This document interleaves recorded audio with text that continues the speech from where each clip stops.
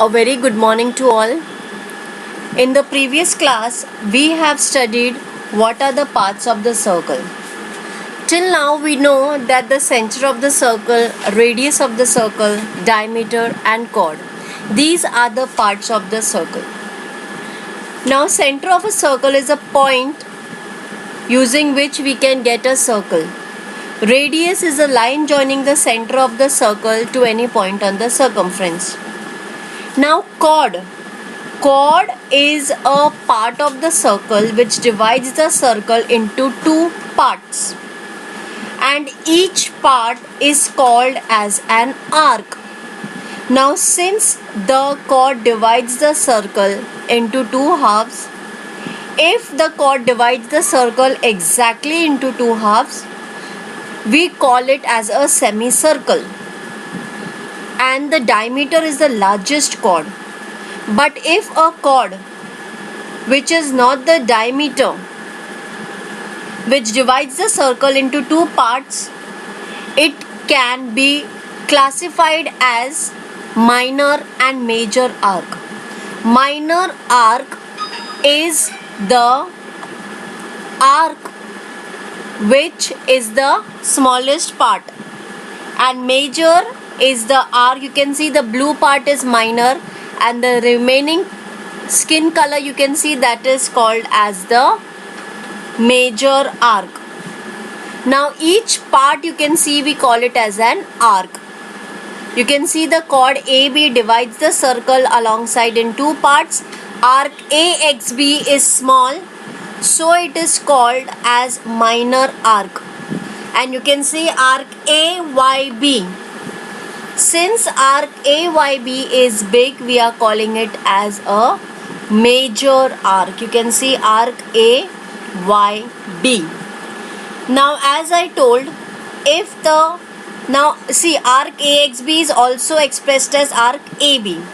If two arcs of a circle have common endpoints and the arcs make one complete circle, the arcs are said to be corresponding arcs.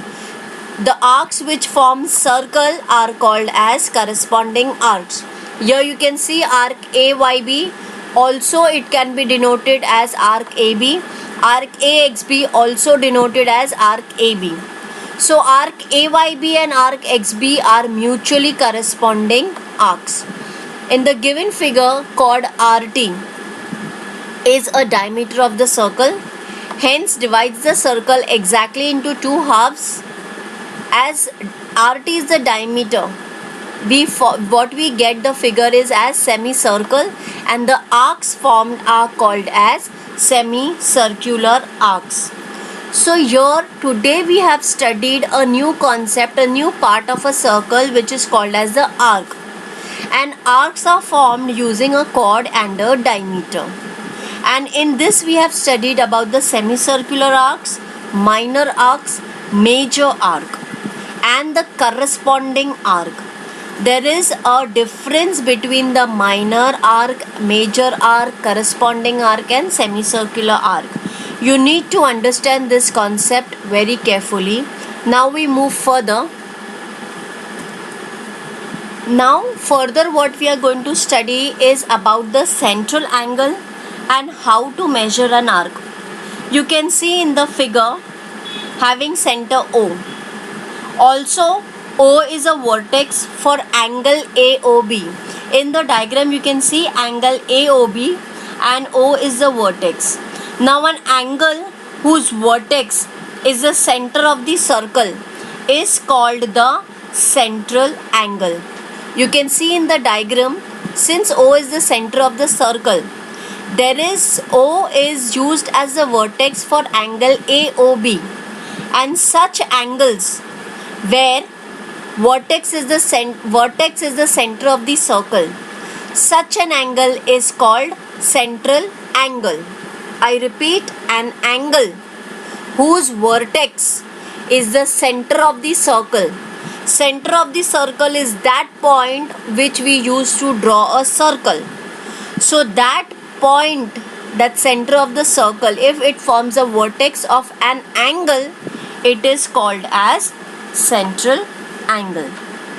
Now you can see the angle AOB in the figure is the central angle corresponding to arc AZB. Corresponding means it is exactly opposite to the angle. Angle AOB is the angle and AZB is the corresponding arc. Now the measure of the angle subtended. The word subtended means opposite.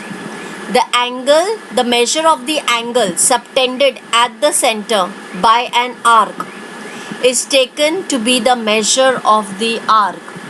Now this means if angle AOB is to be measured, angle AOB is subtended to arc AZB. That means it is to the opposite of arc AZB. So this point indicates that angle AOB will be equal to measure of the arc AZB. Now in case if it is given that measure of an angle is dash dash dash, that dash will also be equal to its corresponding arc. You can see how the corresponding arc is. Let's understand the concept further. Measure of a minor arc. You can see in the given figure the measure of angle AOQ is 70 degree. Now AOQ is 70. Here the minor arc is AYQ. Since AOQ is a central angle, it is subtended to arc AYQ. So measure of the minor arc is 70 degree. That is equal to measure of central angle. Children, don't forget to put the degree for angle. Even if you write 70, it is not complete. You need to put 70 degree. Now we have measured minor arc. Now we have to measure major arc. Now you can see the major arc is arc AXQ. Can you see the major arc AXQ? Now measure of major arc is equal to 360 minus measure of the corresponding minor arc. Now how does the figure 360 come? A circle has a measure of 360. If still you are confused that why 360, we all have a protractor. Protractor is an instrument to measure angles.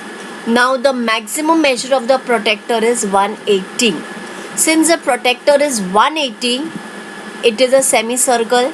If we need to complete the circle 180 becomes 360.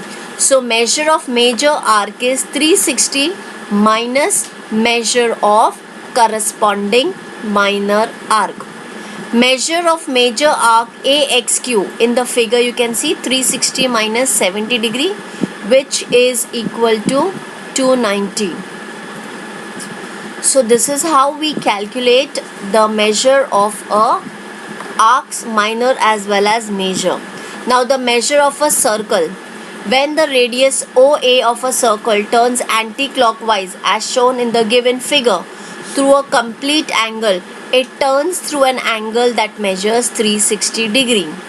Its end point A completes one circle. The angle subtended at the center by the circle is 360 degree. Now the measure of a semicircular arc. Now look at the figure and determine the measure of semicircular arc. Now we know semicircular is half circle. If circle is 360, measure of arc semicircular arcs will be 180. Measure of arc AYB is equal to 180 and measure of arc AXB is equal to 180. So the measure of semicircular arc is 180. Now in short, what all we have learned today? The measure of minor arc is equal to corresponding central angle. The measure of major arc is 360 minus measure of corresponding arc. And the measure of semicircular arc is equal to 180 degree. I hope I am clear with the concepts and the points which I have taught you. Thank you.